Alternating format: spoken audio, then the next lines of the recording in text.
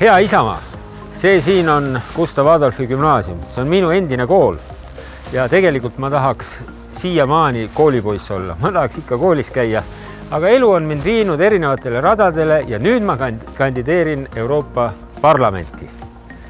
Euroopa Parlamendis on Isamaad väga vaja, sellepärast et praegu me peame olema kriitiline, rahvusmeelne, aga samas Euroopa-meelne erakond ja siis, kui populistide laine ujutab Euroopa üle ja tuntakse rõõmu Euroopa laialikandmisest, on Eesti ohus. Meie peame ära hoidma Euroopa lagunemise ja Isamaa Euroopa Rahvapartei liikmena kahtlemata seda teeks. Isamaa peab Euroopa Parlamendis olema esindatud. Teil on väga palju siin veel ära teha, sest teil on palju sugulasi, palju tuttavaid, te olete toredad inimesed, eriti üks Gustav Adolfi gümnaasiumi õpetaja, minu kunagine õpetaja, kes ka saalis istub. Minge rahva hulka, rääkige, et Isamaad on vaja valida ja me võidame need valimised.